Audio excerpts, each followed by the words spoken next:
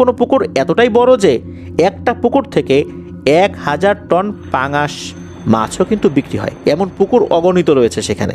তাহলে বোঝাই যাচ্ছে সেখানে কত পুকুর রয়েছে। ওনাদের গ্রামের আগের ধানের মাঠের চতুর্দিকে পরিসীমা ছিল প্রায় 3 কিলোমিটার। মাঠের মাঝামাঝি দিয়ে এক পাশ থেকে অপর পাশের দূরত্ব 1 থেকে 2 কিলোমিটার ছিল, মানে ওনাদের গ্রামের কথা বলছি আর কি। মাঠের ঠিক মাঝখানে ছিল একটা তাল গাছ। এই গাছ নিয়ে অনেক ঘটনা রয়েছে। আজকের এই ঘটনাটিও মূলত ওই তাল গাছকে কেন্দ্র করে। মাঠের ওই জায়গাটার নাম হচ্ছে তালতলা।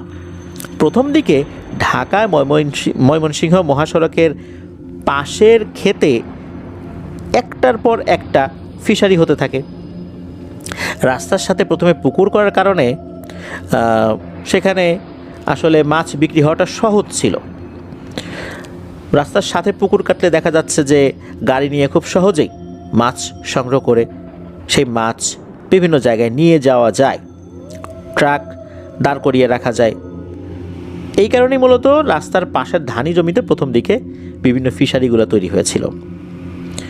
সময় 2005।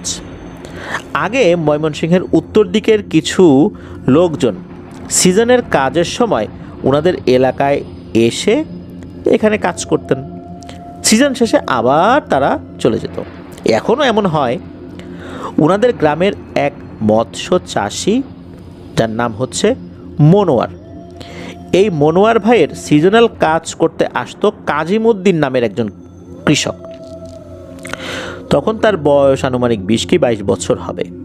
কিছুদিন কাজ করার পর এই মনোয়ার ভাই ও কাজিমুদ্দিনের মধ্যে সম্পর্কের বোঝাপড়াও বেশ ভালো হয়। মনোয়ার ভাই তাকে প্রস্তাব দেন যে তুমি আমার এখানে থাকবে, খাবে, কাজ করবে, প্রয়োজন হলে বউ বাচ্চাকেও নিয়ে আসো, তাদেরকে নিয়ে এখানে থাকো। কাজ বলতে ফিশারিতে মাছের খাবার দেওয়া, দেখাশোনা করে, এইসব আর কি। কাজিমুদ্দিন রাজি হয়ে যায়, কাজ করতে থাকে। কাজিমুদ্দিন সম্বন্ধে একটু বর্ণনা দেওয়াটা দরকার, ঘটনা বোঝার সুবিধার্থে আর কি। কাজিমুদ্দিনের গায়ের রং কালো, খুব সুঠামদেহী এবং অত্যন্ত পরিশ্রমী একজন মানুষ। সবচেয়ে বড় গুণ ছিল তার সততা, যেটা কাজের ক্ষেত্রে খুবই গুরুত্বপূর্ণ। কাজিমুদ্দিন ময়মনসিংহ অঞ্চলের স্থানীয় ভাষায় কথা বলতো। ফিশারিতে যারা কাজ করত তাদের মধ্যে একটা অসৎ দিক ছিল ফিশারির মাছের খাবার চুরি করে অন্য চাষির কাছে বিক্রি করা। কাজিমুদ্দিনের দীর্ঘ প্রায় একটা কাজের অভিজ্ঞতা সেটা তো রয়েছেই, কিন্তু এই দীর্ঘ অভিজ্ঞতায় তার কাজের জীবনে কেউ এমন কথা বলতে পারবে না যে কাজিমুদ্দিন এই টাইপের কাজ করেছে। তাছাড়া সে সব কিছু নিজের মনে করেই কাজ করত। মনোয়ার ভাইয়ের ব্যবসায় উন্নতি হতে থাকে, সে একটার পর একটা পুকুর বাড়াচ্ছে। ওই সময় মানে ফিশারি প্রচলনের প্রথম দিকে রাতে পুকুরে মাছ চুরি হতো হরহামেশাই। তাই ফিশারিতে ছোট একটা ঘর তৈরি করে কাজিমুদ্দিন রাতে থেকে পাহারা দিত। যেহেতু শুরুর দিকে সারা ফসলের মাঠে তখন ফিশারি ওইভাবে হয়ে ওঠেনি, শুধু মহাসড়কের সাথের জমিগুলোতে ফিশারি হয়েছে, তাই চুরি অনেক সহজ ছিল। গাড়ি দাঁড় করিয়ে জাল ফেলে মাছ চুরি করে ট্রাকে উঠিয়ে ওই ট্রাক স্টার্ট দিয়ে চলে যেত। এই কারণে এই ফিশারি পাহারা দিতে কিন্তু লোক রাখতে ফিশারি মালিকরা বাধ্য হয়েছিল। কিন্তু কেউ আসলে টিকতে পারে না, কিছুদিন পর কাজ ছেড়ে চলে যায়। কী কারণে চলে যেত তা আমরা এই ঘটনার ভেতরেই বুঝতে পারবো। যেহেতু পাহারাদার কেউ টেকে না, তাই সাথের ফিশারির মালিকরা কাজিমুদ্দিনকে কিছু হাত খরচের টাকা দিয়ে বলতো, রাতে আমার পুকুরটাও খেয়াল রেখো ভাই। এভাবে ভালোই চলে যাচ্ছে কাজিমুদ্দিনের দিন। কাজিমুদ্দিনের দিনকাল ভালো যাচ্ছে। কাজিমুদ্দিন সন্ধ্যায় মালিকের বাসা থেকে খাওয়া দাওয়া করে টর্চ নিয়ে ফিশারিতে চলে যেত। কাজিমুদ্দিনের ডিসকভারি ও জিওগ্রাফিক চ্যানেল যেটা রয়েছে, এই চ্যানেলে বিভিন্ন প্রাণীদের ভিডিও দেখার প্রতি খুব ঝোঁক ছিল। তাই সন্ধ্যার পর মহাসড়কের চায়ের একটা মানে মহাসড়কের সাথে একটা চা স্টল ছিল আর কি, সেই চা স্টলে বসে টিভি দেখতো আর রাত 10টার দিকে ফিশারি ঘরে চলে যেত। এক রাতে ফিশারি ঘরে নাজিমুদ্দিন শুয়ে আছে। একটা বাচ্চাওয়ালা মুরগির শব্দ তার কানে আসে। মুরগির সাথে বাচ্চা থাকলে মুরগি বাচ্চাদের সাথে এক ধরনের শব্দ করে। আমরা যারা এরকম মুরগিগুলো দেখেছি, দেশি মুরগিগুলো দেখেছি, মুরগির সাথে বাচ্চা থাকলে মুরগি এক ধরনের গড় গড় গড় গড় শব্দ করে, কক কক কক কক শব্দ করে, যেগুলো কিন্তু সব সময় তারা করে না, শুধু বাচ্চা থাকলে এরকম শব্দ করে। এটা কিন্তু শুনলেই বোঝা যায়, যারা মুরগি পেলেছেন বা এরকম দেখেছেন তারা কিন্তু সহজেই বুঝতে পারেন। তো এরকম করে ডাকাডাকি করছে মুরগি। এই গভীর রাতে এখানে মুরগি কোথা থেকে এলো? পুকুরের সাথে যেহেতু বিস্তীর্ণ ধান ক্ষেত, তাই হয়তো আশেপাশের বাড়ি থেকে এসেছিল, আর সন্ধ্যা হয়ে যাওয়ার কারণে পথ ভুলে গেছে, ফেরত যেতে পারেনি। এদিকে আবার প্রচুর শেয়াল। মুরগি ক্ষেতের ভিতর দিয়ে চলে গেলে তো শেয়াল খেয়ে ফেলবে, এই ভেবে কাজিমুদ্দিন টর্চ লাইট নিয়ে বের হয়। ফিশারি পাড় থেকে নেমে ধান ক্ষেতের আইল দিয়ে অনেকটা আগানোর পর কাজিমুদ্দিন মুরগির দেখা পায়। কাজিমুদ্দিনের বর্ণনা অনুযায়ী মুরগিটা এত সুন্দর ছিল দেখতে, মনে হচ্ছে ময়ূরের মতো। শরীরের পালকগুলো ময়ূরের পালকের মতো চাঁদের আলোয় ঝিকমিক ঝিকমিক করছে। মুরগির সাথে কমপক্ষে 15 থেকে 20টা বাচ্চা আছে, এরকমই মনে হচ্ছে তার কাছে। আর মুরগিটার আকার কিন্তু সাধারণ দেশি মুরগির মতোই ছিল, অনেক বড় ছিল, বিষয়টা এরকম না। কাজিমুদ্দিনের মনে হলো এটা তো কোনো সাধারণ গৃহপালিত মুরগি না, বন্য মুরগি বা উড়ন্ত কোনো জাতের মুরগি হতে পারে। তাই এটাকে ধরতে পারলে বাজারে ভালো দামে বিক্রি করা যাবে। যেই ভাবা সেই কাজ। কাজিমুদ্দিন লুঙ্গি খাটো করে বেঁধে নিল এবং মুরগি ধরার চেষ্টা করতে লাগলো, কিন্তু কোনো মতেই সে মুরগি ধরতে পারছে না। মুরগি শব্দ করে সংকেত দিচ্ছে, তাই বাচ্চাগুলো লুকিয়ে পড়ছে। 30 মিনিট চেষ্টার পরও কাজিমুদ্দিন মুরগি বা বাচ্চা কোনোটাই ধরতে পারে না। এবার কাজিমুদ্দিন বুদ্ধির আশ্রয় নেয়। মুরগি ও কাজিমুদ্দিন উভয়ই কিন্তু হাঁপিয়ে গেছে নিজেদেরকে বুদ্ধিমান বানাতে গিয়ে। কাজিমুদ্দিন বুদ্ধি খাটিয়ে মুরগিকে ধরার চেষ্টা করছে, আর মুরগি বুদ্ধি খাটিয়ে সে নিজেকে এবং তার বাচ্চাদেরকে বাঁচানোর চেষ্টা করছে। এরকম করতে করতে এরা উভয়ই হাঁপিয়ে গেছে। মুরগিকে একটু জিরানোর সময় দেয় কাজিমুদ্দিন। মুরগিটা একটু স্বাভাবিক হলে পুনরায় তার বাচ্চাকে শব্দ করে ডাক দেয়। বাচ্চাগুলো মুরগির কাছে আসার পর কাজিমুদ্দিন পুনরায় ঝাঁপিয়ে পড়ে। এবার সে একটা বাচ্চা ধরতে সক্ষম হয়, খুব ছোট মুরগির বাচ্চা। কাজিমুদ্দিনের হাতের মুঠোয় বাচ্চাটা। বাকি বাচ্চাগুলো আবার দল বেঁধে মুরগিটার সাথে দাঁড়িয়ে থাকে। একটা বাচ্চা ধরা পড়েছে, সেহেতু মুরগি কিন্তু তার বাচ্চা রেখে যাবে না।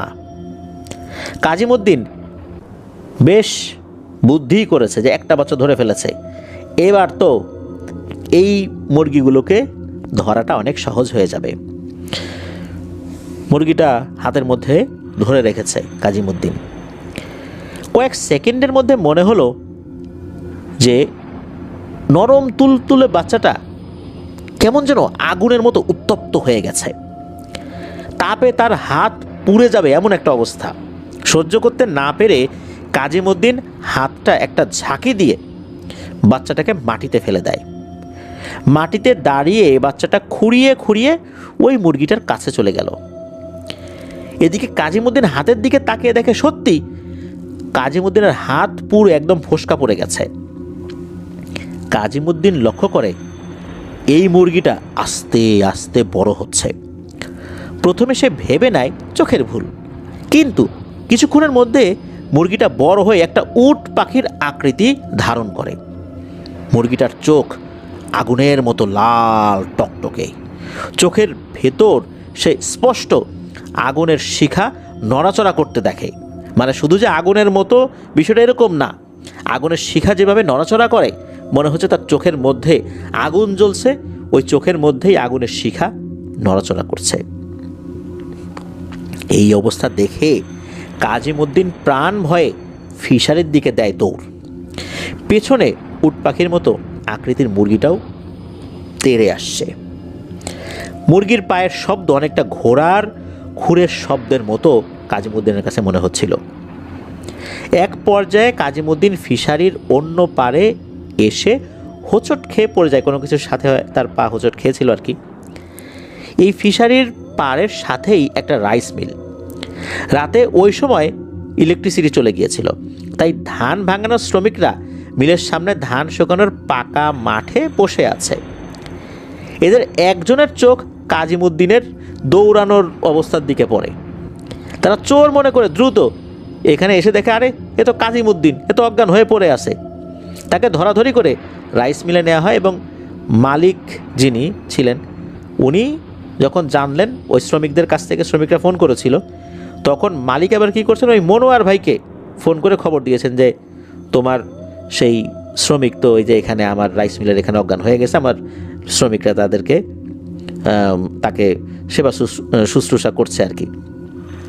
মনোয়ার ভাই ইতিমধ্যে কয়েকজন লোক নিয়ে চলে আসে। তখনও কাজিমুদ্দিনের জ্ঞান কিন্তু ফেরে নাই। অনেক সময় পর তার জ্ঞান ফেরে এবং তাকে মালিকের বাসায় নিয়ে আসা হয়।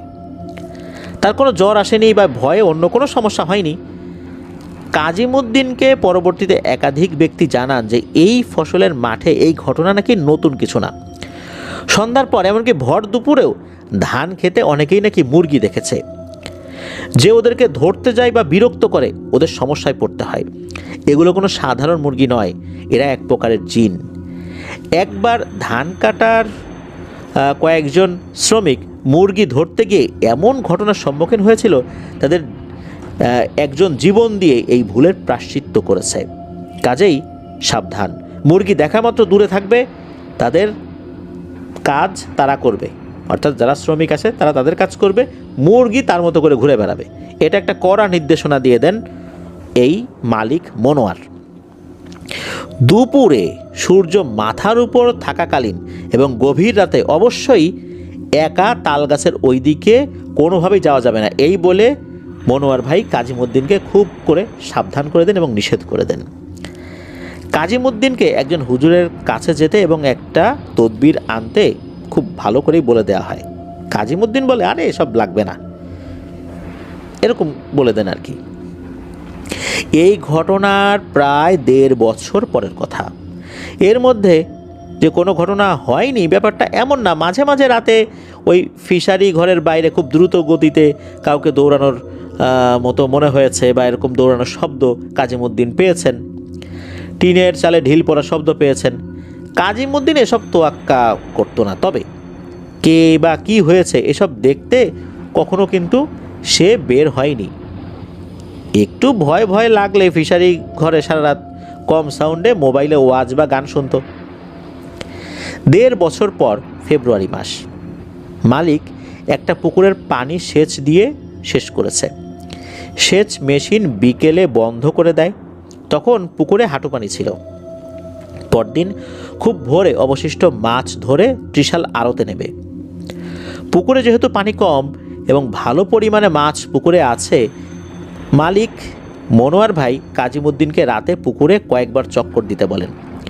চুরি হওয়ার আশঙ্কা কিন্তু এই ধরনের পুকুরে খুব বেশি থাকে। কাজিমুদ্দিন প্রতিদিনের মতো রাত 10টার দিকে এসে শুয়ে পড়ে। রাত 1টার দিকে কাজিমুদ্দিন টর্চ নিয়ে ওই পুকুর দেখে আসে এবং কোনো সমস্যা সে দেখে না, যে না ওখানে সব কিছু ঠিকঠাক আছে, কোনো সমস্যা নেই। এই কারণে সে ঘরে এসে শুয়ে পড়ে। দ্বিতীয়বার, তখন রাত কয়টা বাজে তার স্মরণ নাই, কাজিমুদ্দিন ওই পুকুরে মাছ দেখতে যাচ্ছে হাতে টর্চ নিয়ে। অনেকটা দূর থেকে কাজিমুদ্দিন দেখতে পায় বেশ কয়েকজন মানুষ পুকুরের হাঁটু পানিতে নেমে মাছ ধরছে। কাজিমুদ্দিন যেহেতু ভিনদেশি কাজের লোক, তাই মাছ চোরের সাথে সমস্যা হলে সে তো আসলে তাদের সাথে পারবে না, আর এখানে লোকজন তো আরও বেশ কয়েকজন, আর সে তো একা। এই ভেবে মালিক মনোয়ার ভাইকে কাজিমুদ্দিন ফোন করে জানান যে ভাই, এই পুকুর থেকে মাছ চুরি হচ্ছে, 6-7 জন মাছ চুরি করার জন্য নামছে, আপনি দ্রুত লোকজন নিয়ে চলে আসেন এখানে। কাজিমুদ্দিনের এই বুদ্ধিমানের কাজ আল্লাহর রহমতে তার অনেক বড় বিপদ থেকে বাঁচিয়েছিল। কাজিমুদ্দিন পুকুর পাড়ে দাঁড়িয়ে বলে, এই আপনারা কেডা, মাছ ধরেন কেন? এই বলে টর্চের আলো ধরে ওদের দিকে। একজন পানিতে নেমে মাছ ধরছে, বাকি 6 জন পানি থেকে উপরে দাঁড়িয়ে আছে। তারা হই হুল্লোড় করছে, লাফালাফি করছে, এই মাছ দে মাছ দে, এরকম করছে আর কি। পানিতে নামা লোকটা মাছ ধরছে আর উপরের এক একজনের কাছে একটা করে মাছ ছুঁড়ে দিচ্ছে। পানিতে নামা লোকটা উত্তর দেয়, কাজিমুদ্দিন চলে যায় এখান থেকে, তোর হিসাব পরে মেটাবো। কণ্ঠটা কাজিমুদ্দিনের কাছে সম্পূর্ণ অন্যরকম মনে হয়। এই ধরনের কণ্ঠ আগে কখনো কাজিমুদ্দিন শোনে নাই। তার কণ্ঠটা এমন ছিল, একসাথে অনেকগুলো মানুষ একই কথা যদি বলে কেমন শোনা যায়, ঠিক তেমন আওয়াজটা ছিল। কাজিমুদ্দিন রেগে গেল। কাজিমুদ্দিন বলে ওঠে, কিরে বাটা, মাছ চুরি করতে এসে ধরা পড়ে আবার আমাকে উল্টো হুমকি দিস তোরা? এত বড় সাহস! দাঁড়া রে, মালিককে জানাইছি, এতক্ষণে কাছাকাছি চলে আসছে, তোদেরকে এখনই দেখে নিব, দাঁড়া। কাজিমুদ্দিন এই কথা বলে কি করছেন, একটু সাহস নিয়ে পানিতে নেমে ওই লোকটার কাছে গেছেন এবং সামনে দাঁড়িয়ে বলে যে, আরে তোমরা তো চোর না, তোমরা তো দেখতেছি ডাকাত। লোকটা কাজিমুদ্দিনের দিকে মাথা তুলে তাকায়। কাজিমুদ্দিনের বর্ণনা অনুযায়ী তার শরীরটা মনে হচ্ছে পুরো শরীরটাই আগুনে ঝলসানো। কোথাও কোথাও থেকে মাংস খসে পড়েই গেছে, গালে মাংস নেই, দাঁত পর্যন্ত দেখা যাচ্ছে। চোখ বললে ভুল হবে, মনে হচ্ছে চোখের ভিতর আগুন জ্বলছে। চোখ বলতে ওখানে কিছু নাই, চোখের যে কোটর মনে হচ্ছে ওর ভিতরে কেউ আগুন ধরিয়ে দিয়েছে, এমন একটা অবস্থা। কাজিমুদ্দিন এইটা দেখছেন, এইটা দেখে তো অনেক ভয় পেয়েছেন, কারণ আসলে দূর থেকে তো ওইভাবে দেখতে পারে নাই। এবার পেছনের লোকগুলোর দিকে তাকিয়ে দেখে এরা সবাই এই একই রকম গোছের। ওদের বিভৎস এবং কুৎসিত আকৃতির চেয়ে গায়ের দুর্গন্ধ ছিল মারাত্মক অস্বস্তির। মনে হচ্ছে আশেপাশের বাতাসও এই দুর্গন্ধে ছেয়ে গেছে। কাজিমুদ্দিন এর আগেই আসলে দেখেছিল যে ইট ভাটায় কাজ করতে গিয়ে কেউ যদি পুড়ে মারা যায় তার অবস্থা কেমন হয়। মনে হচ্ছে যে ইট ভাটায় কেউ পুড়ে গেছে, তাদের অবস্থা যেরকম হয়, মনে হচ্ছে এই টাইপের লোকজন, এই টাইপের লোকের শরীর যেরকম হয়ে যায় ওই রকম। পুকুরের এই অবয়বগুলোর শরীর ঠিক ওই পুড়ে যাওয়া ব্যক্তিদের মতোই। কাজিমুদ্দিন পিছিয়ে আসবে ভেবে ঘুরতেই ওই অবয়ব কাজিমুদ্দিনকে পেছন থেকে জড়িয়ে ধরে। কাজিমুদ্দিনের মাথায় ওই অবয়বটির মুখের থুতনির স্পর্শও টের পাচ্ছে কাজিমুদ্দিন। কাজিমুদ্দিন কোনোভাবেই ছুটতে পারছে না। পুকুরের পাড়ে দাঁড়িয়ে থাকা ওই অবয়বগুলো বিভৎস রকমের হাসি দিচ্ছিল তখন। হঠাৎ কাজিমুদ্দিন শক্তি নিয়ে বসে পড়ে, ফলে ওই অবয়বের হাতের বাঁধন থেকে সে ছুটে যায়। তৎক্ষণাৎ বাকি অবয়বগুলো পুকুরে নেমে কাজিমুদ্দিনকে হাত দিয়ে উপরে তুলে পুকুরের পানিতে আছাড় দিতে থাকে। সজোরে চিৎকার করে, আসলে এখানে কারো সাহায্য পাওয়া যাবে না এটা কাজিমুদ্দিন বুঝতে পেরেছিলেন। ওই সময় যদি মালিক, অর্থাৎ এই যে যিনি মনোয়ার, উনি যদি চলে আসেন তাহলে হয়তোবা আল্লাহর রহমতে কিছু সাহায্য পাওয়া যেতে পারে। যেহেতু পুকুরে পানি ছিল কম, এই কারণে কাজিমুদ্দিন সর্বোচ্চ চেষ্টা করছিল যে এই অবয়বগুলো কোনোভাবেই তাকে যেন পানিতে ডোবাতে না পারে। এই বিষয়টা কিন্তু কাজিমুদ্দিনের মাথায় কাজ করছিল, যেহেতু পানি কম, কারণ পানি তো সেচ দিয়ে কমিয়ে ফেলা হয়েছে, হাঁটু সমান পানিও তখন নাই। এর ভিতর যদি কাজিমুদ্দিনকে গেড়ে ফেলে তাহলে কিন্তু তার বাঁচার কোনো উপায় নেই। কাজিমুদ্দিনের সাথে এদের ধস্তাধস্তি হচ্ছে, ঠিক কতক্ষণ হয়েছে এইটা কাজিমুদ্দিনের মনে ছিল না। এক সময় একটা অবয়ব কাজিমুদ্দিনের একটা পা ধরে টেনে ওই তাল গাছের দিকে নিয়ে যেতে থাকে। টেনে হিচড়ে নেওয়ার সময় কাজিমুদ্দিনের হাতে ঘাস বা ধান গাছ বা এই টাইপের যে জিনিসগুলো যেগুলো লেগেছে সেগুলো সে হাত দিয়ে আঁকড়ে ধরার চেষ্টা করে চলেছে, যাতে কোনোভাবেই তাকে ওই দিকে নিয়ে যেতে না পারে। কাজিমুদ্দিনকে টেনে ওই তাল গাছের কাছে নিয়ে গিয়ে টেনে তাল গাছেও তুলে ফেলে। চিতাবাঘ যেভাবে হরিণ শিকার করে টেনে গাছের উপর নিয়ে যায়, ঠিক সেভাবে। তাল গাছে পেঁচানো একটি পরজীবী গাছ ছিল। গাছটা অনেকটা বট গাছের মতো, তবে আকারে ছোটই ছিল। তাল গাছ ও খেজুর গাছে এক ধরনের পরজীবী গাছ দেখা যায় না, ওই রকম আর কি। অর্ধেক তাল গাছে উঠতেই কাজিমুদ্দিন এই পরজীবী গাছের ডাল দু হাতে শক্ত করে ধরে ফেলে। অনেক টানাটানি করছে কাজিমুদ্দিনকে ছুটিয়ে তাল গাছের উপরে তুলতে,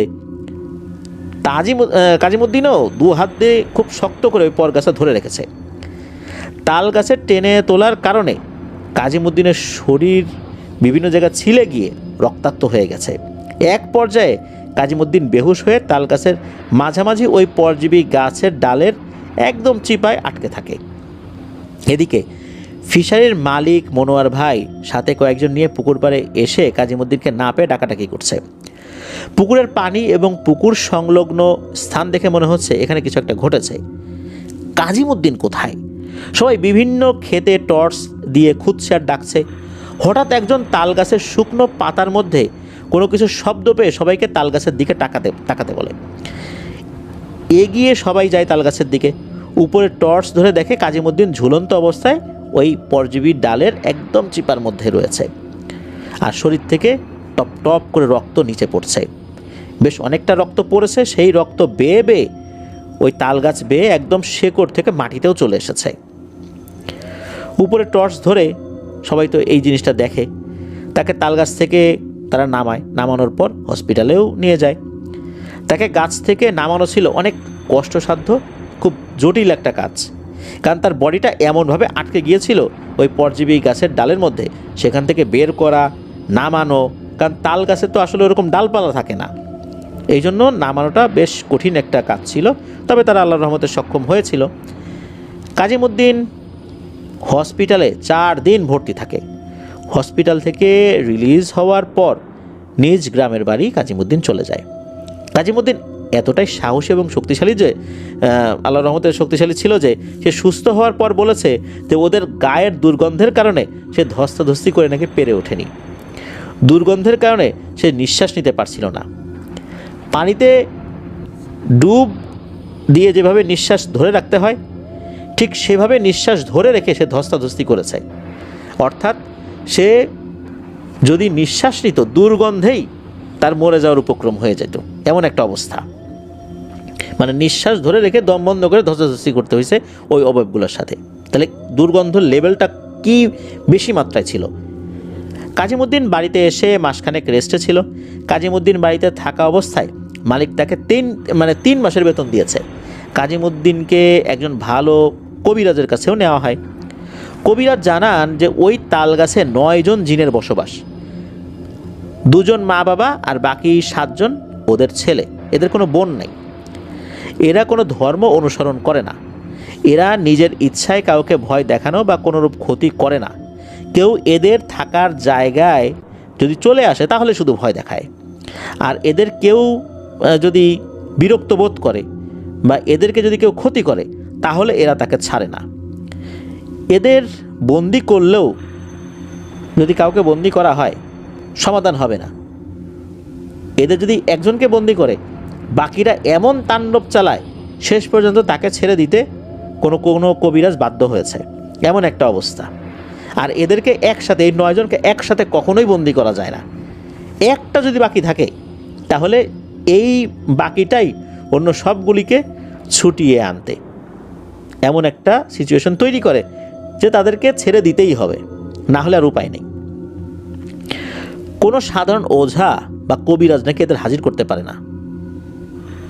আর যেই কবিরাজ এই তথ্যটা বলল সে বলে যে বেশ একটা বড় ধরনের ঝুঁকি নিয়ে শুধু এতটুকু তথ্যই উনি সংগ্রহ করতে পেরেছেন। আর এরাই নাকি রাতের বেলা মুরগির আকৃতি নিয়ে বের হয়। কাজিমুদ্দিন মুরগি মনে করে এদের বিরক্ত করেছিল। সে মুরগির বাচ্চা মনে করে যেটা ধরেছিল সেটা মূলত একটা জিন ছিল। কাজিমুদ্দিনের হাতের চাপে ওই বাচ্চার পা খোড়া হয়ে গেছে। মূলত এই কারণে কাজিমুদ্দিনের সাথে তাদের শত্রুতা। কবিরাজ কাজিমুদ্দিনকে কিছু তদবির দিয়ে দেয় এবং বলে দেয় কখনো যদি সে ওয়াশরুমে যায় তাহলে যেন তার দেয় তদবিরটা সে খুলে তারপর ওয়াশরুমে যায়। আর ওই যে জায়গাটা, ওই যে তালতলা যে জায়গাটা, ওখানে আর কাজ করা যাবে না, অন্যত্র কাজ খুঁজে নিতে বলেন ওই কবিরাজ কাজিমুদ্দিনকে। মাসখানেক পর কাজিমুদ্দিন পুরোপুরি সুস্থ হয়ে যায়। পরবর্তী আরও 2 মাস মালিক তাকে মাসে মাসে বেতনের টাকা পাঠিয়ে দিয়েছে। মালিক যেহেতু ভালো মানুষ, 3 মাস পর কাজিমুদ্দিন পুনরায় তার কাজে চলে যায়, অর্থাৎ তার কাছেই কাজ করতে যেতে চান। পরিবার থেকে কেউ তো তাকে ওখানে যেতে দিতে রাজি না। মনোয়ার ভাই জানান যে কাজিমুদ্দিনের সাথে রাতে থাকার জন্য আরও একটা লোক উনি দেবেন। কাজিমুদ্দিন একরকম পরিবারের ইচ্ছার বাইরে গিয়েই কাজে যোগ দেয়। আর তাছাড়া তার মালিকের সাথে তার বন্ডিংটা অনেক ভালো হয়ে গিয়েছিল আর কি। আর মালিকও আসলে চাইতেন না যে কাজিমুদ্দিন অন্য কোথাও যাক, এরকম লোক পাওয়াটা আসলেই খুব দুষ্কর। এই জন্য মালিক যথাসম্ভব তার জায়গা থেকে সর্বোচ্চ চেষ্টা করছে কাজিমুদ্দিনের সব ধরনের সহযোগিতা করার জন্য। আর এই কৃতজ্ঞতা বোধ থেকেই কাজিমুদ্দিন আসলে ওখানে না গিয়ে আর থাকতে পারে নাই। মনোয়ার ভাইয়ের সাথে মানে ওনার যে ফিশারিটা ছিল, ওই ফিশারির সাথে আর একটা ফিশারি ছিল, সেটার মালিকের নাম হচ্ছে লতিফ। তো উনি একটা কাজের লোক দিয়েছেন, তার নামও লতিফ। কাজিমুদ্দিন এবং লতিফ একসাথে পাহারা দেন। কাজিমুদ্দিনের ফিশারির থাকার ঘরে ইলেকট্রিসিটির সংযোগ এনে দেওয়া হয়। কাজিমুদ্দিনের পরিবারকেও এনে পাশের একটা বাড়িতে ভাড়াটিয়া হিসাবে রাখা হয়। এক রাতে আনুমানিক 10টা বা 11টা এরকম একটা সময় হবে আর কি, লতিফ বাড়িতে গেছে খাবার খেতে। রাত তেমন একটা গভীর হয় নাই, হয়তো বা ম্যাক্সিমাম 8টা 8:15 বেজেছে এরকম আর কি। কাজিমুদ্দিন শুয়ে শুয়ে মোবাইলে গান শুনছে। ওই সময় তার প্রকৃতির ডাকের একটা বেগ অনুভূত হয়। তাই কবিরাজ যেই তদবিরটা দিয়েছিল, এই জিনিসটা শরীর থেকে খুলে বালিশের নিচে রেখে ঘর থেকে একটা পাত্রে পানি নিয়ে বের হয়। ঘরের বাইরে 100 ওয়াটের একটা বাতি জ্বলছে। তখনও কিন্তু এই যে এনার্জি যে বাল্ব যেগুলো, এগুলো কিন্তু তখন এতটা প্রচলন ছিল না। ওই হলুদ কালারের যেই গোল গোল বাল্বগুলো ছিল আর কি, 100 ওয়াট 50 ওয়াট এইগুলো কিন্তু ওই সময় চলতো। ওখানে 100 ওয়াটের একটা বাতি জ্বলছিল। ঘরের কাছে একটু দূরে ফিশারি পাড়ের নিচে অন্ধকারে সে গিয়েছে আর কি, ওই জায়গাতে সে কাজ সারবে এরকম একটা চিন্তা। কাজিমুদ্দিন ওখানে বসেছে, বসে থেকেই লক্ষ্য করে যে লতিফ আসতেছে তার সামনের পাড় দিয়ে। লতিফ আসবে কিন্তু মহাসড়কের দিক থেকে। আজ লতিফ উল্টো দিক থেকে আসতেছে, মানে ধান ক্ষেতের দিক থেকে আসতেছে। হয়তোবা খেয়ে আসার পথে এসে অন্য পুকুরে গিয়েছিল, সেখানকার কী অবস্থা দেখতে, এই জন্য সে ওই অন্য কোনো পুকুর দেখে এই সাইড দিয়ে আসতেছে, এরকমটাই চিন্তা করছে কাজিমুদ্দিন। কাজিমুদ্দিন আরেকটা বিষয় খেয়াল করে যে লতিফের হাতে কিন্তু সবসময় টর্চ লাইট থাকে, কিন্তু আজ লতিফের হাতে টর্চ লাইট নাই। অথচ সে ভাত খেতে যাওয়ার সময় সে টর্চ লাইট নিয়েই গিয়েছিল। এই লতিফ ঠিক কাজিমুদ্দিনের সামনে দিয়ে হেঁটে চলে গেল। কাজিমুদ্দিন সে ফ্রেশ হয়ে ঘরের দিকে হেঁটে চলছে। এবার হঠাৎ লতিফ এসে পেছন দিয়ে কাজিমুদ্দিনকে জড়িয়ে ধরে। কাজিমুদ্দিন অনুভব করে জড়িয়ে ধরা হাত দুটো আর শরীরটা সেই আগের বারের মতো পুড়ে নরম হয়ে যাওয়া অবয়বের মতো, আর সেই বিশ্রী রকম অসহ্য রকমের দুর্গন্ধ। এদিকে কবিরাজ যে তদবিরটা দিয়েছিল, এই জিনিসটা তো সে রেখে এসেছিল ঘরের ভিতরে, বলেছিল যে ওয়াশরুমে যেতে গেলে এটা নিয়ে যাওয়া যাবে না। কাজিমুদ্দিন নিজেকে অসহায় ভেবে আল্লাহকে স্মরণ করতে থাকে। ততক্ষণে কাজিমুদ্দিন খেয়াল করে অবয়বটা অনেক লম্বা হয়ে গেছে। এখন কাজিমুদ্দিনের পা দুটো এখন শূন্যে ঝুলছে। আনুমানিক 15 ফিট লম্বা হবে ওই অবয়বটা। তাকে পেছন থেকে জড়িয়ে ধরে সে তো লম্বা হয়ে গেছে, আর কাজিমুদ্দিন শূন্যে উঠে গেছে। কাজিমুদ্দিনের পা দুটো মাটি থেকে 5-6 ফিট উপরে এবার ঝুলছে। কাজিমুদ্দিন কিছু বুঝে ওঠার আগেই অবয়বটা তাকে দূরে ছুঁড়ে মারে। ভাগ্য আল্লাহর রহমতে এবারও ভালো ছিল। কাজিমুদ্দিন ছিটকে পড়ে একটা পুকুরের কাদার উপরে। কাজিমুদ্দিন যদি মাটিতে পড়তো, নিশ্চিত তার বেঁচে থাকার সুযোগ খুবই কম থাকত। আজ শুধু একটি অবয়ব। আবার অবয়বটি কাজিমুদ্দিনের কাছে আসে। আজ তো শুধু একটা অবয়বই আসছে, ওরা তো ছিল আসলে 9টা, 8টা তো এখনো আসেই নেই। অবয়বটা আবার কাজিমুদ্দিনের কাছে আসে। এবার কাজিমুদ্দিনের চুলের মুঠি ধরে এক হাত উপরে শূন্যে তুলে পুনরায় ছুঁড়ে মারে। চুল ধরে তুলতে, যখন আর কি চুল ধরে তুলছিল, কাজিমুদ্দিনের নাকি অনেকগুলো চুল ছিঁড়ে যায় এবং মাথার তালুর অনেকটা অংশ মাংস সহ আলগা হয়ে যায়। কাজিমুদ্দিনের ওই পর্যন্ত মনে ছিল, মানে তখন কাজিমুদ্দিন জ্ঞান হারিয়ে ফেলে, এর পরেরটার মনে নাই। এদিকে এই যে লতিফ লতিফ খেয়ে এসে দেখে কাজিমুদ্দিন নাই, হয়তো দোকানে গেছে বা মালিকের বাড়ি গেছে। লতিফ ফিশারি ঘাটে একা একা শুয়ে পড়ে। 1 ঘন্টা পার হলো অথচ কাজিমুদ্দিন আসে না। লতিফের তো আসলে মোবাইল ফোন ছিল না, তাই সে কাজিমুদ্দিনকে ফোনও দিতে পারছে না। লতিফ এক সময় বিছানায় শুয়ে এক পাশ থেকে অপর পাশে ঘুরবে, এমন সময় হঠাৎ বালিশের পাশে কাজিমুদ্দিনের মোবাইল ফোন আবিষ্কার করে। মোবাইল ফোন হাতে নিয়ে লতিফ বিছানা থেকে উঠে বসে পড়ে। তখন লতিফ বুঝতে পারে কাজিমুদ্দিনের নিশ্চয়ই কোনো না কোনো বিপদ হয়েছে, কেননা লতিফ ফোন রেখে গেছে, নিশ্চয়ই আশেপাশে গেছে, কিন্তু আশেপাশে তো সে গেলেও এতক্ষণ তো বাইরে থাকার কথা না। লতিফ কি করে, দৌড়ে রাইস মিল থেকে লোকজন যারা ছিল তাদেরকে সবাইকে ডেকে নিয়ে আসে। রাত তখন প্রায় 1:30টার মতো বাজে। এদিকে কাজিমুদ্দিনের ফোন থেকে মালিক মনোয়ার ভাইকে ফোন করা হয়, তিনিও বাড়ির মুরব্বীদেরকে নিয়ে এসেছেন। তখন পর্যন্ত কেউ কাজিমুদ্দিনকে খুঁজে পায়নি, কাজিমুদ্দিন কোথাও নেই। হঠাৎ বেশ দূর একটা ধান খেতে কাজিমুদ্দিনকে পাওয়া গেল কর্দমাক্ত অবস্থায়। তার কাছে গিয়ে শরীর স্পর্শ করে হার্টবিট ও হাতের শিরা পরীক্ষা করে জানানো হয় কাজিমুদ্দিন মারা গেছে, তার শরীরে কোনো স্পন্দন ছিল না। কিন্তু কাজিমুদ্দিন কিন্তু মরেনি, ওই সময় এই অবস্থা হয়েছিল। এদিকে লোকজন কেউ কাজিমুদ্দিনকে স্পর্শ করে না, কারণ পুলিশ কেস, ঝামেলা হতে পারে, কার হাতের ছাপ থাকবে, পরে কী ধরনের কী জটিলতায় পড়বে। ওদিকে কিন্তু পুলিশকে খবর দেওয়া হয়ে গেছে। মহাসড়ক টহলে যারা থাকে আর কি, ওই হাইওয়ে পুলিশরা দ্রুত চলে আসে। এদিকে মনোয়ার ভাই ধমক দিয়ে কাজিমুদ্দিনকে ঘরে নিয়ে আসতে বলে, যা হবার হবে। তাই বলে একটা মানুষকে আসলে এইভাবে ফেলে রাখতে হবে ক্ষেতের মধ্যে, লাশ ক্ষেতের মধ্যে পড়ে থাকবে, সেটা একটা মানুষ। কিন্তু কেউ তো ধরতে চাচ্ছে না, ধরলে কখন কি ঝামেলা হয়। সে যেখানে মরে গেছে পুলিশ সেখানে এসে তো ক্রাইম সিন করবে, কিন্তু মনোহর ভাই বলতেছেন যে এইভাবে একটা মানুষ পড়ে থাকবে, এটা তো ঠিক না। যাই হোক, পুলিশ আসার পর নিশ্চিত করা হয় যে কাজিমুদ্দিন মারা যায়নি, এখনও সে বেঁচে আছে। কাজিমুদ্দিনকে দ্রুত ময়মনসিংহ মেডিকেল কলেজ হসপিটালে নিয়ে যাওয়ার পর আসলে তারপর তাকে পরিষ্কার পরিচ্ছন্ন করা হয়। ওই অপরিষ্কার কর্দমাক্ত অবস্থায় তাকে নিয়ে যাওয়া হয়েছিল। কাজিমুদ্দিনকে প্রায় 2 দিন আইসিইউতে রাখা হয়েছিল। পরবর্তীতে উন্নত চিকিৎসার জন্য ঢাকায় নেওয়া হয়। দীর্ঘ 26 দিন পর কাজিমুদ্দিন আল্লাহর রহমতে বেঁচে ফিরে আসে। তবে কাজিমুদ্দিনের ঘাড় একটু বাঁকা হয়ে যায়, এটা নাকি আর কখনোই ঠিক হবে না, আর কোমরের জয়েন্ট সরে গিয়েছিল।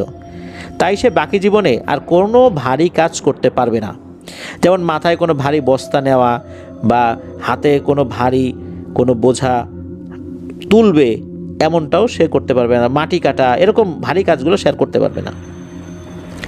বাড়িতে আসার কিছুদিন পর নিয়ে যাওয়া হয় সেই কবিরাজের কাছে। সবাইকে আশ্চর্য করে দিয়ে কবিরাজ কাজিমুদ্দিনকে সেই তদবির আবারও দেন, যেই তদবির কাজিমুদ্দিন বালিশের নিচে রেখে প্রকৃতির ডাকে সাড়া দিতে গিয়েছিল।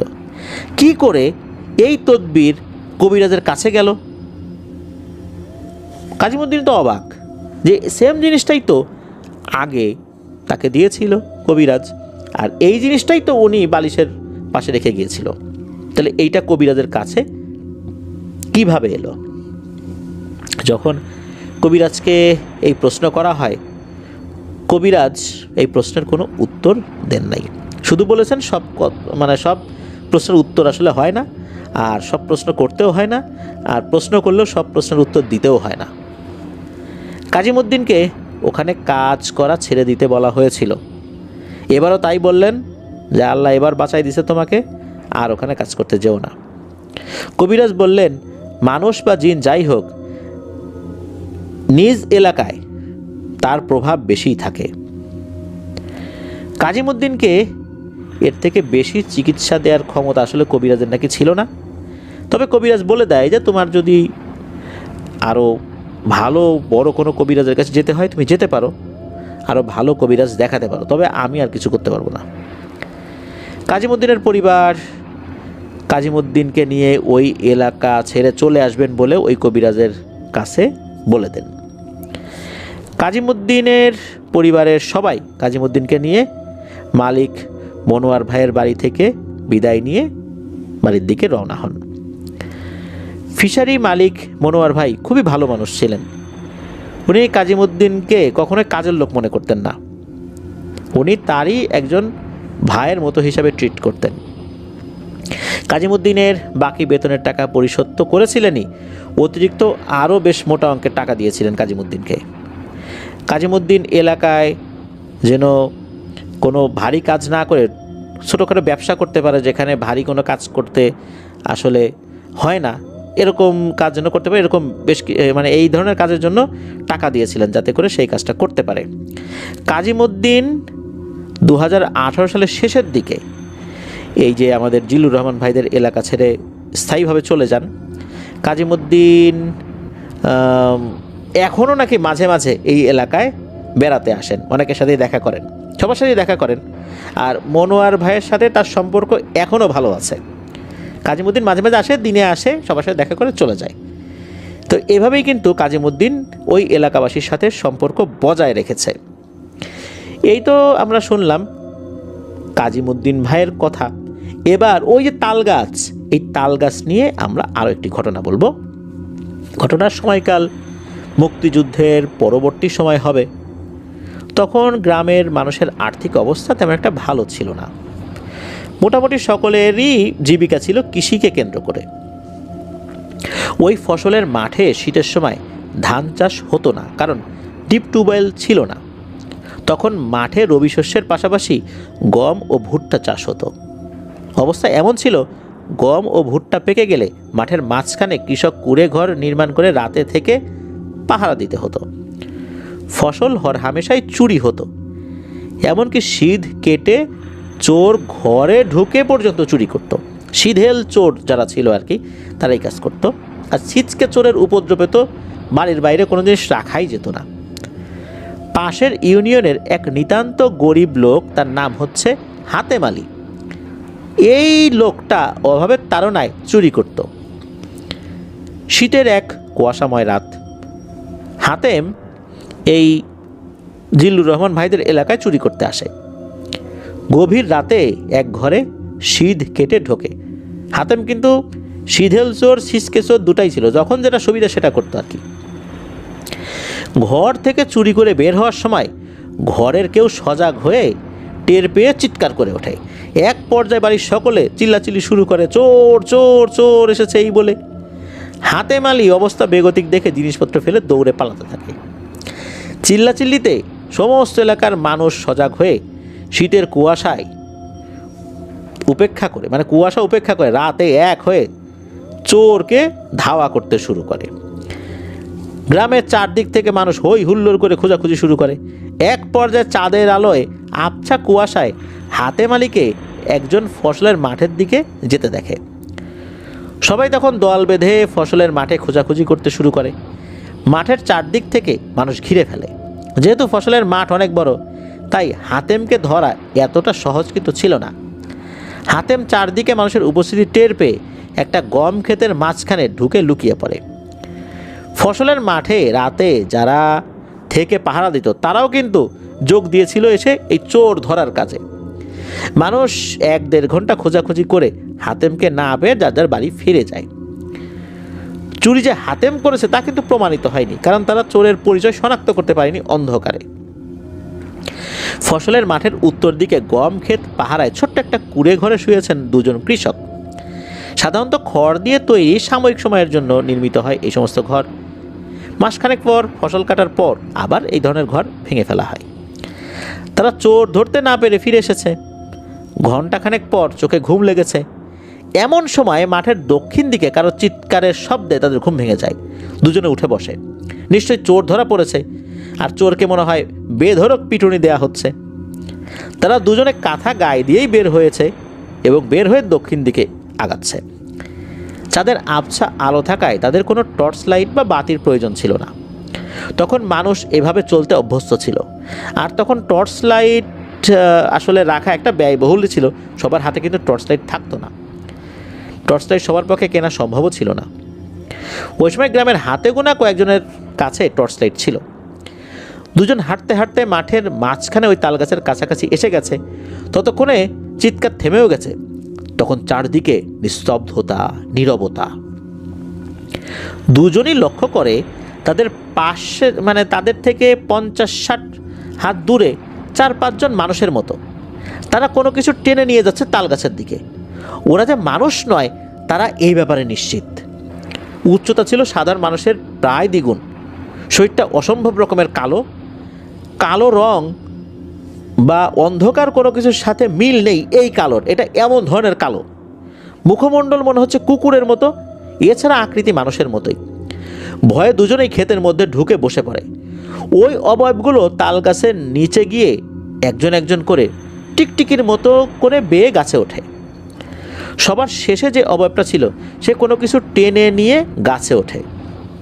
অবয়বগুলো এত দ্রুত গাছে উঠেছে তা মানুষ তো দূরের কথা, বানরও উঠতে পারবে না। এই শীতের মধ্যে কুয়াশা ঘেরা রাতে ক্ষেতের মধ্যে ওই দুজন কৃষক অপেক্ষা করে সকাল হওয়ার। অপেক্ষা আসলে খুব বেশি করতে হয়নি। আনুমানিক 30 থেকে 40 মিনিট পর দূর থেকে একে একে মসজিদের আজান ভেসে আসতে থাকে। ভোরের আলো ফুটে ওঠে এবং পাখিদের কিচিরমিচির তাদের কানে আসে। ওরা দুজন খেতে ফিরে না গিয়ে সরাসরি বাড়ি ফিরে আসে এবং সবাইকে এই ঘটনা জানায়।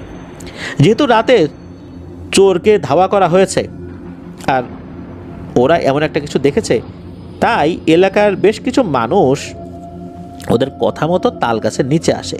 তারা তাল গাছের উপর সত্যি সত্যি কাউকে দেখতে পায়। ঘটনা জানাজানি হয়ে গেলে কয়েকশো লোক জমায়েত হয় মাঠের মাঝখানে ওই তাল গাছের নিচে। দুজন তাল গাছে ওঠে নিশ্চিত করে একজন পুরুষের লাশ তাল গাছে। থানায় খবর দেওয়া হয়। পুলিশ আসার পর লাশ নামানো হয়। লাশের চোখ উপড়ে ফেলা এবং গলা থেকে পেট পর্যন্ত বুক একদম চিরে ফেলেছে। পুলিশ থানায় লাশ নেওয়ার পরদিন পরিচয় শনাক্ত হয় এই লাশটা হাতেম আলীর। পরবর্তীতে পুলিশ একাধিকবার এসে তদন্ত করে নিশ্চিত হয় এই কাজ কোনো মানুষের কাজ হতেই পারে না। মানুষ চোরকে পিটিয়ে মেরে ফেলতে পারে, আর মেরে ফেললেও ধামাচাপা দিতে লাশ পুঁতে ফেলবে। এইভাবে বিভৎস নাশকতা কোনো মানুষের পক্ষে সম্ভব না। আর যদি মানুষ করেও থাকে, কোনো মানুষের পক্ষে এই লাশ তাল গাছে তোলা সম্ভব নয়। পরবর্তীতে ওই দুই কৃষক কখনো রাতে এই ক্ষেত পাহারা দিতে মাঠে যায়নি।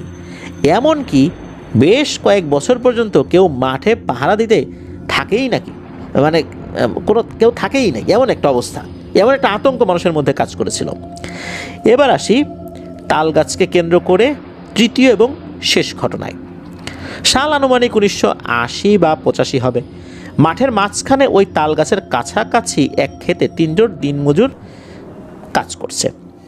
জমি চাষ করার পর কোদাল দিয়ে মাটি প্রস্তুত করা হচ্ছে। গৃহস্থ দুপুরবেলা খাবার জন্য ওদেরকে ডেকে আনতে খেতে যায়। সময়টা ভর দুপুর হবে, জোহরের আজান হয়ে গেছে।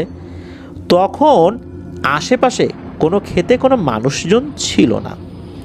অর্থাৎ ওই মাঠের ওই দিকে এই 3 জন শ্রমিকই শুধু কাজ করছে, এদিকে অন্য কেউ নেই। গৃহস্থ ক্ষেতের কাছে যাওয়ার পর দেখেন 3 জন শ্রমিক তাল গাছের কাছে 3 জায়গায় পড়ে আছে। তিনি তাৎক্ষণিক ফিরে এসে কয়েকজন লোক ডেকে নিয়ে ওদের কাছে যান। পর্যবেক্ষণ করে দেখা যায় একজন মৃত, বাকি 2 জন আহত এবং অজ্ঞান অবস্থায় পড়ে আছে। মৃত শ্রমিকের শরীরে সামান্য কিছু আঁচড়ের দাগ এবং ঘাড়টা মটকানো, ঘাড়টা উল্টো দিকে ঘোরানো। বাড়িতে প্রাথমিক চিকিৎসার পর ওই 2 জনের হুঁশ ফিরে আসলে তারাই মূলত ঘটনাটা জানান কি হয়েছিল। তারা কাজ করছিল, কাজের এক পর্যায়ে তারা তাদের পিছনে লক্ষ্য করেন যে তাল গাছের কাছে একটা মুরগি বাচ্চা নিয়ে খাবার খাচ্ছে। যেহেতু দিনের বেলা এবং তারা 3 জন লোকই এখানে আছে, তারা 3 জনই দেখছে, তাই কোনো অস্বাভাবিক কিছু মনে হয়নি তাদের কাছে। তারা তাদের কাজে মন দেয়। একসময় তাদের একজন মুরগি ধরতে যায় ধাওয়া করে, বাকি 2 জন কিন্তু কাজ করছে। মিনিট 5 পর 2 জন ওই শ্রমিকের চিৎকার শুনে পেছনে তাকায়। তারা দেখে যে সেই শ্রমিকটা শূন্যে ভেসে আসে, সে শূন্যে কিন্তু ভাসছে, শূন্যে ভেসে আছে, আর তার 2 হাত দিয়ে গলা মনে হচ্ছে কারো কাছ থেকে ছুটাতে যাচ্ছে, মানে তার গলাটা কেউ চেপে ধরে আছে আর সে 2 হাত দিয়ে তার গলাটা ছুটাতে যাচ্ছে। তারা 2 জন দৌড়ে তার কাছে যেতেই সে মাটিতে পড়ে যায়। আবার কোনো কিছু তাকে শূন্যে তুলে ফেলে, মনে হচ্ছে কোনো কিছু তাকে শূন্যের উপর তুলে গলায় চাপ দিচ্ছে, শ্বাস রোধ করার চেষ্টা করছে, আবার ছেড়ে দিচ্ছে। এবার ওই 2 শ্রমিক ভয় পেয়ে ওখানে দাঁড়িয়ে যায়। তারা ঝড়ের মতো একটা বাতাস অনুভব করে, মনে হচ্ছে তাল গাছ এই বুঝি ঝড়ে ভেঙে যাবে। এত কিছুর পরও তারা কিন্তু তাদের গায়ে কোনো বাতাস অনুভব করেনি। বিশাল লম্বা ছিপছিপে কালো একটা কিছু তাল গাছ থেকে লাফ দিয়ে মাটিতে নামে। তারা দুজন শুধু এ পর্যন্তই বলতে পারে। দিন দুপুরে তারা এই জিনিসটা দেখেছে। এরপর তারা অজ্ঞান হয়ে যায়। জ্ঞান ফিরে আসার পর তারা শুধু এতটুকুই বলেছিল। আর তারপর তারা জানে যে তাদের সেই সাথী ভাই শ্রমিক সে আর জীবিত নেই। এই তাল গাছ নিয়ে ছোটোখাটো অনেক ভয়ের ঘটনা আছে, তবে এই 3টা ঘটনায় নাকি সবচেয়ে ভয়ঙ্কর ছিল। 1971 সালের পরবর্তী এবং 80-85 সালে যে সমস্ত ঘটনাগুলো সচক্ষে দেখেছেন এমন অনেক লোক নাকি এখনও জীবিত আছেন। তারা এই সমস্ত ঘটনার সত্যতা আরও ভালো করে বলতে পারবেন। এটাই ছিল ঘটনা। ধন্যবাদ জানাচ্ছি জিল্লুর রহমান ভাইকে। দারুণ দারুণ ঘটনা প্রতিনিয়ত আপনি আমাদেরকে পাঠাচ্ছেন। আপনার জন্য অসংখ্য শুভকামনা, অসংখ্য ধন্যবাদ। ইনশাল্লাহ আপনার কাছ থেকে আরও অনেক ঘটনা আমরা এইভাবেই পেতে থাকবো ইনশাল্লাহ। প্রিয় লিসেনার্স, আপনাদেরকে ধন্যবাদ পুরো সময়টা আমাদের সাথে থাকার জন্য। আশা করছি এভাবেই সব সময় আমাদের সাথে আপনারা থাকবেন। আজকের এপিসোড এখানেই শেষ করতে হচ্ছে। আসছে বৃহস্পতিবার থার্সডে নাইটের নতুন আরও একটি আয়োজন নিয়ে ইনশাল্লাহ আমরা হাজির হচ্ছি। সবাই ভালো থাকবেন, সুস্থ থাকবেন, আর আমাদেরকে বেশি বেশি করে সত্য ভয়ের ঘটনাগুলো পাঠাতে থাকবেন লিখে বা রেকর্ড করে afnanthehorrorworldmedia@gmail.com এই ইমেল অ্যাড্রেসে। যারা এখনও এই ভিডিও লাইক বাটন প্রেস করেননি, অনুরোধ করছি ভিডিও লাইক বাটন প্রেস করে দিবেন। আর ঘটনাটা কেমন লাগলো তা জানিয়ে এই ভিডিওর কমেন্ট সেকশনে কমেন্ট করতে ভুলবেন না। আর আমাদের ফেসবুক পেজ আর গ্রুপ তো রয়েছেই, আপনাদের হরর নামে, সেখানে গিয়েও আপনাদের মতামত জানাতে পারেন। ভিডিওর লিঙ্কটাও শেয়ার করে দেবার অনুরোধ করছি আপনাদের আইডিতে। তাহলে আপনাদের আইডিতে থাকা আরও অনেক বন্ধু বান্ধব তারা আপনাদের হরর ওয়ার্ল্ড সম্পর্কে জানতে পারবেন। আমার জন্য দোয়া করবেন, আমার পরিবারের জন্য দোয়া করবেন, আপনাদের জন্য দোয়া রইল, আপনাদের পরিবারের প্রত্যেকের জন্য দোয়া রইল। মহান আল্লাহ সুবহানাহু ওয়া তাআলা আমাদেরকে ভালো রাখুন, সুস্থ রাখুন, নিরাপদে রাখুন, আপনাদের হরর ওয়ার্ল্ডের সাথে রাখুন। আসসালামু আলাইকুম।